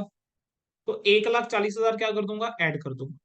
Subscription outstanding at the end of the year, यानी ये वो सब्सक्रिप्शन जो ड्यू है लेकिन मिली नहीं। तो इसको क्या करना चाहिए, ऐड किया था माइनस कर दो। ऐड करा होगा। इनकम निकालने के लिए ऐड करा गया होगा ना बेटा, इसको अब लेस कर दूं। इसको ऐड किया, इसको लेस किया। Subscription received in advance at the beginning 25,000 पे, क्या किया होगा इसका? रिसीव्ड इन एडवांस है, इस साल की इनकम होगी, इस 3 लाख में इंक्लूड होगी।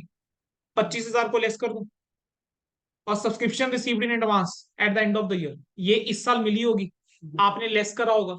तो इसको दोबारा से ऐड बैक कर दूं, तो मेरे पास क्या आ जाएगा, कितना आपने रिसीव करा ड्यूरिंग द ईयर। समझ आया क्या किया? रिसीविंग के लिए बस उल्टा ट्रीटमेंट कर दिया मैंने। रिसिप्ट और पेमेंट से स्टार्ट करते थे तो क्या करते थे, आउटस्टैंडिंग एट द बिगिनिंग को लेस या ऐड। अब हम क्या कर दिया, ऐड कर दिया, बस उल्टा चल पड़े हैं बेटा बस। ठीक है, है? उल्टा क्यों कर दिया? बेटा क्योंकि आपको इस बार सब्सक्रिप्शन की इनकम बता दे रखी है ना, उसने कितनी है, रिसिप्ट नहीं पता कितनी, कितना मिला ड्यूरिंग द ईयर ये नहीं पता। अगर ना देता तो अच्छा सर, ये रिसिप्ट और पेमेंट हाँ जी बेटा, आपको इस बार इनकम दे रखी है, क्या कह रहे हो? अगर ना देता तो क्या ना देता बेटा? वो जो आप कह रहे बेटा ये तो देगा ही ना, कुछ तो इन्फॉर्मेशन बताएगा ना आपको। फिर दोनों में कैसे कंप्लीट करोगे? एक चीज तो बताएगा ना, या तो ये बताएगा कितनी सब्सक्रिप्शन इनकम है, या ये बताएगा कितना रिसीव कर। कुछ तो वो बताएगा, तभी दूसरे इंफॉर्मेशन निकाल पाओगे। सॉल्व करो इसको, कितना आ रहा है? 2,45,000। 2,45,000 आ रहा है। बेटा ये मेरी क्या बन जाएगी, रिसिप्ट में चल जाएगा। तो रिसिप्ट का पेमेंट में यहाँ पर आ जाएगा टू सब्सक्रिप्शन 2,45,000। समझ आया? बढ़ो आगे। ये दोनों मैंने डील कर लिए। आउटस्टैंडिंग सैलरी के ऊपर आ जाओ। 15,000 रुपए की सैलरी आउटस्टैंडिंग है एट द बिगिनिंग, 18,000 रुपए की सैलरी है एट द एंड। हमने 60,000 की सैलरी पे करी है, 60,000 की बेटा मैंने सैलरी जो है वो पे करी है। ठीक है, outstanding at the beginning of the year, क्या ये वाली सैलरी मैंने इस साल पे करी होगी? 15,000 लेस कर दूं और आउटस्टैंडिंग एट द एंड वाली को क्या कर दूं, ऐड कर दूं। तो मेरे पास क्या आ जाएगा, सब्सक्रिप्शन सैलरी का खर्चा आ जाएगा इस साल का। तो खर्चा कितने का आ गया सैलरी का, 63,000 का खर्चा आ गया। बेटा ये जो 63,000 का खर्चा आया है वो मेरा इनकम एक्सपेंडिचर में चला जाएगा। चाहे आप इसको डायरेक्टली जो मैंने वर्किंग नोट बनाया यहाँ दिखा देते, तो 63,000 की सैलरी यहाँ आने वाली है। और पेमेंट हमने कितने की करी है, 60,000 की, तो यहाँ पर आ जाएगा बाय सैलरी कितना, 60,000। बोलो क्लियर है? Clear? Cash in hand, cash at bank, opening लिख चुके हैं, क्लोजिंग को एक बार के लिए छोड़ दो। 10% इन्वेस्टमेंट। चलो इन्वेस्टमेंट के ऊपर आ जाओ। इन्वेस्टमेंट के बारे में बोला क्या है, कह रहे हैं कि फेस वैल्यू जो है इस इन्वेस्टमेंट का 1,75,000 पे है, लेकिन 10% इन्वेस्टमेंट की जो वैल्यू गिवन है मुझे ओपनिंग को गिवन है सिर्फ 1,40,000 रुपए। कह रहे हैं 50% ऑफ द इन्वेस्टमेंट वो sold at 80% of the face value. 50% investment हमने बेची है, वो भी किसके ऊपर, 80% फेस वैल्यू के ऊपर। बेटा 1,75,000 जो है that is the face value. इसका 50% निकालो सबसे पहले, 87,500। 87,500 वाली फेस वैल्यू को तुमने पता कितने में बेचा, 80%। इसके 80% के ऊपर 70,000 में तुमने बेचा। 70,000 में बेचा कौन सी चीज को, जिसकी वैल्यू 87,500 है। ठीक है, अब अगर मैं कॉस्ट की बात करके चलूं, ये फेस वैल्यू है और आपको ये गिवन है 1,40, यानी 1,40 में तुम्हें पड़ी होगी। अब इसकी अगर हम कॉस्ट की बात करके चलें तो कॉस्ट कितनी, ये तुम्हारी सेल वैल्यू आ गई। ठीक है, और कॉस्ट कितनी है, क्या कॉस्ट भी 70 ही है, सेल भी 70, कॉस्ट भी 70, क्या कोई प्रॉफिट या लॉस है, नहीं है सर, जीरो। बेटा 1,75 फेस वैल्यू है, 1,75 का 50%, 87,500 निकाला। क्यों निकाल रहा हूँ 87,500, क्योंकि आपने 50% इन्वेस्टमेंट 80% पे बेची है फेस वैल्यू, तो इस वजह से पहले तो मैंने फेस वैल्यू निकाली, फेस वैल्यू का 80% करा।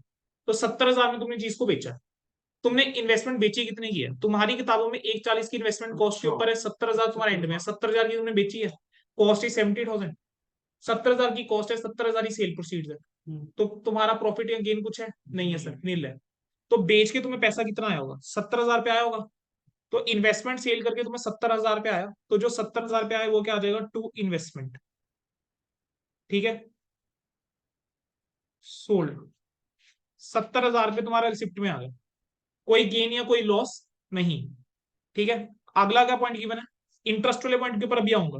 इन्वेस्टर इंटरेस्ट भी साथ ही कर लें, इन्वेस्टमेंट के ऊपर इंटरेस्ट होगा, मुझे तो बस इंटरेस्ट कितना रहेगा अभी इन्वेस्टमेंट के ऊपर।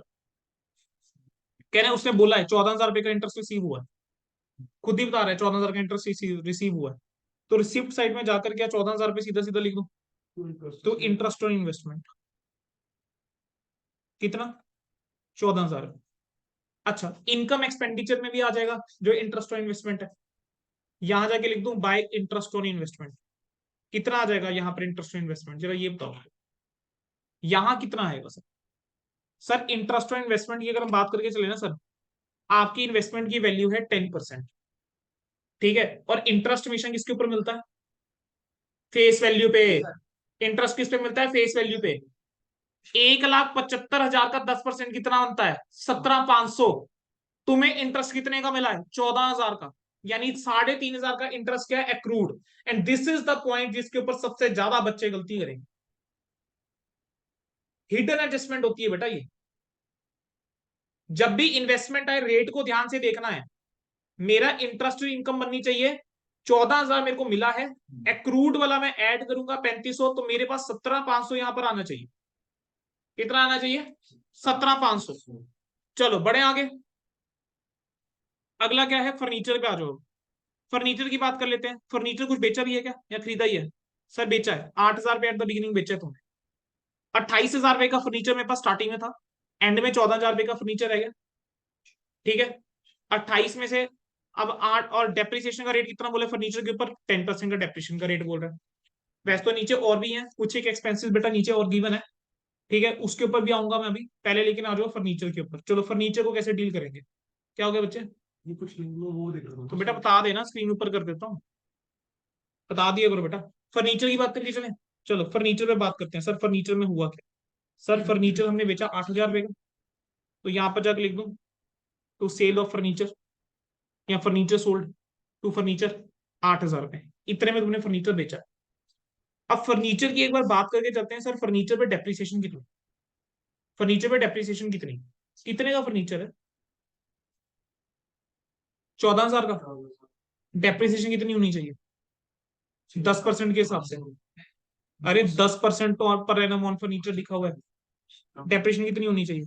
उसके ऊपर जो सेल के उसके ऊपर 1400। बेटा उसके ऊपर क्यों? की स्टार्टिंग में बेच दिया बेटा, स्टार्टिंग में बेच दिया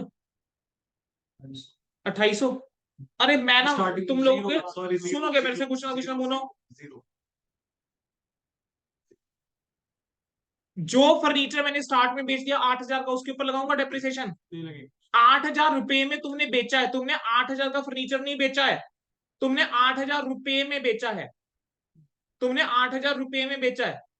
डेप्रिसिएशन हमने चार्ज करनी है, तो 14,000 के ऊपर अगर डेप्रिसिएशन चार्ज करोगे, कितनी डेप्रिसिएशन आती है? 10%, 1,400 नहीं आती? तो टू डेप्रिसिएशन ऑन फर्नीचर कितना, डेप्रिसिएशन ऑन फर्नीचर कितना? 1,400 रुपए की डेप्रिसिएशन।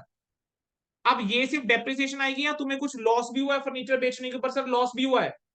सर 28,000 रुपए का फर्नीचर स्टार्टिंग में था, एंड में तुम्हारे पास फर्नीचर है 14,000 का, तो यानी 14,000 रुपए का फर्नीचर तुमने बेचा, लेकिन इस 14,000 के फर्नीचर को तुमने बेचा कितने में? 8,000 में। तो 6,000 रुपए का क्या हुआ बेटा? लॉस हुआ है। वर्किंग नोट बना देंगे इसका।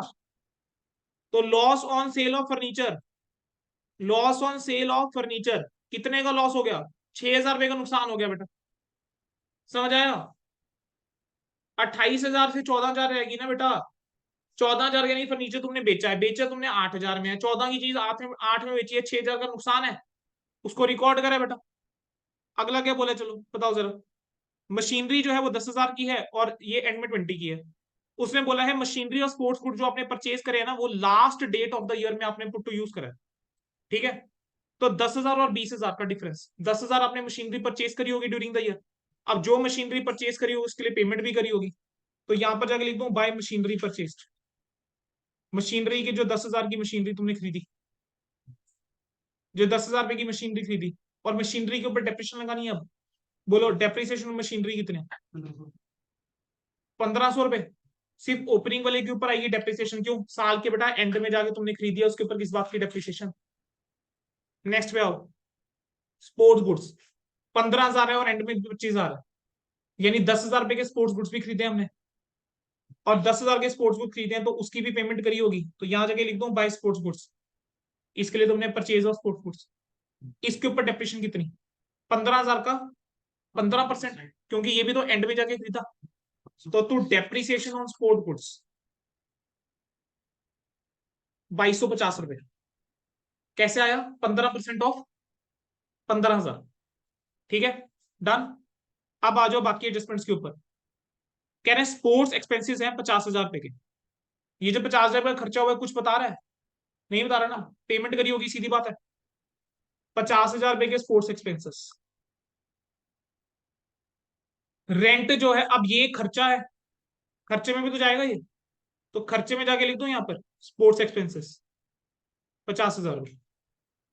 रेंट 24,000 रुपए का, जिसमें से 2,000 आउटस्टैंडिंग है, यानी 22,000 तुमने पे करा है। तो यहाँ पे जाके पेमेंट में जाके रेंट में जाके 22,000 लिख दूं, लेकिन यहाँ पर जाके कितना रेंट लिखूंगा? यहाँ पर क्या 24,000 लिखूंगा?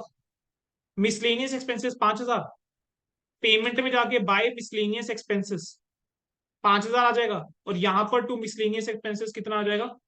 5,000 आ जाएगा। यहाँ पर टू मिसलेनियस एक्सपेंसेस कितना आ जाएगा बेटा? 5,000 आ जाएगा। समझ आया? यहां तक क्लियर है?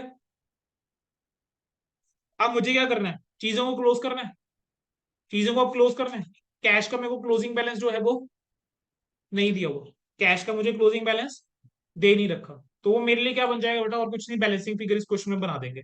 एक बार इनकम एक्सपेंडिचर को जरा क्या करो, क्लोज करो जरा तुम लोग, एक बार इनकम एक्सपेंडिचर को क्लोज करना। कितना आ रहा है, सरप्लस आ रहा है, डेफिसिट आ रहा है, बताओ जरा मुझे।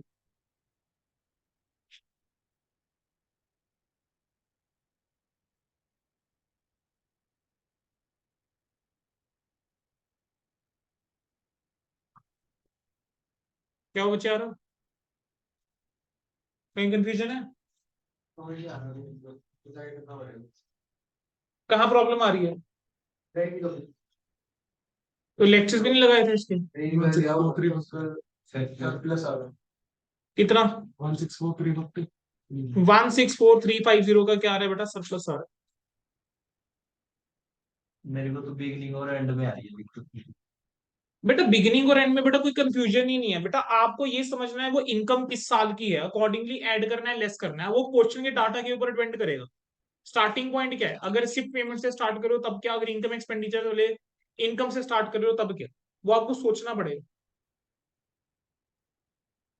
क्वेश्चन की बेटा प्रैक्टिस करोगे अपना होगा। अच्छा यहाँ पर कितना बैलेंस आ रहा है बताओ जरा।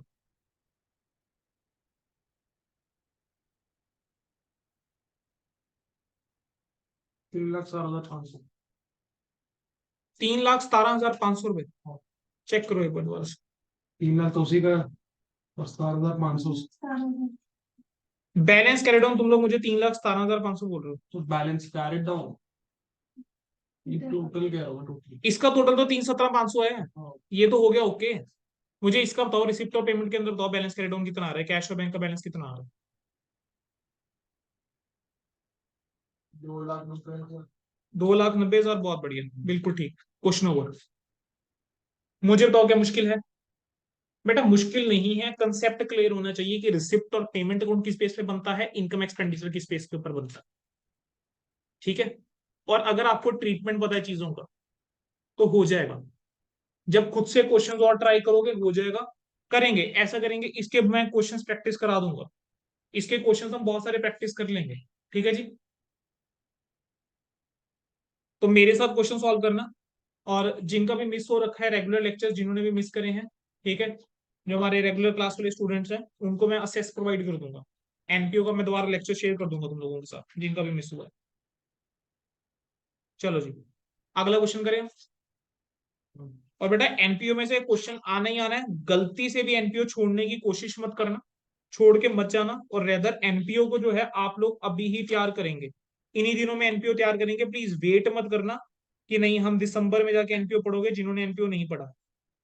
एनपीओ में से आपको एक क्वेश्चन दिखेगा ही दिखेगा।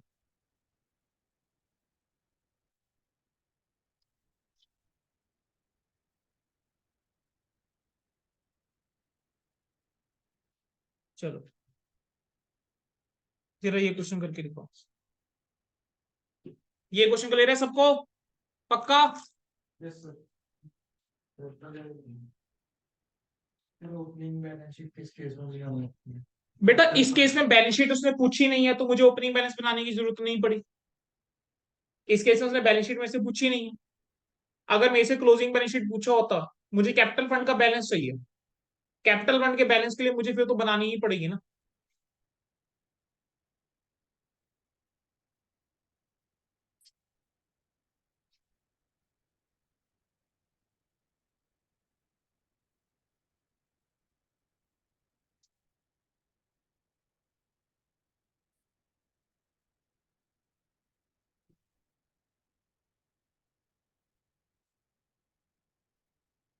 प्लीज।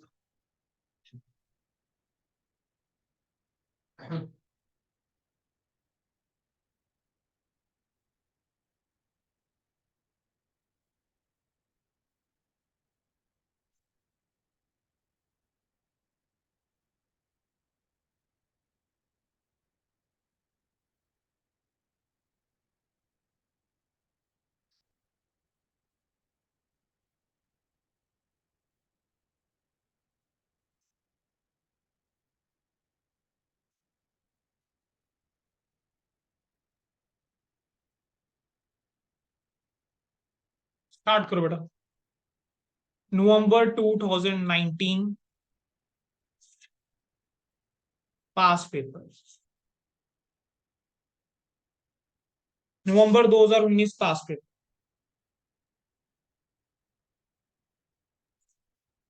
दस नंबर का सवाल।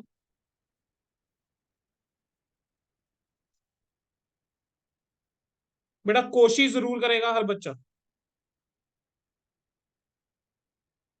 जिन्होंने चैप्टर नहीं भी करा हो, अगर बाई चांस पहले फर्स्ट टाइम भी कर रहे हो, बेटा प्लीज कोशिश जरूर करोगे। सर ऊपर वाला भी थोड़ा नीचे कर, मतलब साइज में नीचे से दिख नहीं रहा। हम्म, थोड़ा नीचे से भी बड़ा कर। ये वाला। हाँ जी।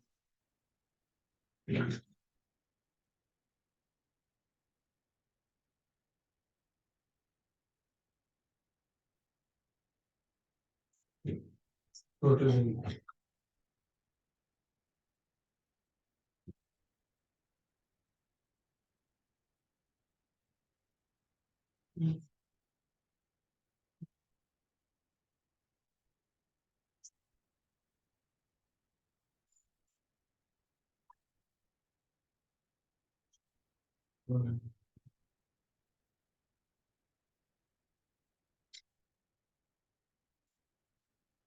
टी टेबल है।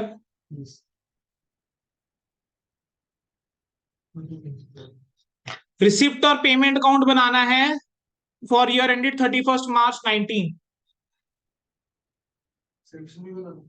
Receipt and payment account only लिखा हुआ है। बनाना है, सब्सक्रिप्शन भी। हाँ, सब्सक्रिप्शन अकाउंट भी बनाना है और रिसिप्ट और पेमेंट भी बनाना है। स्टार्ट करो।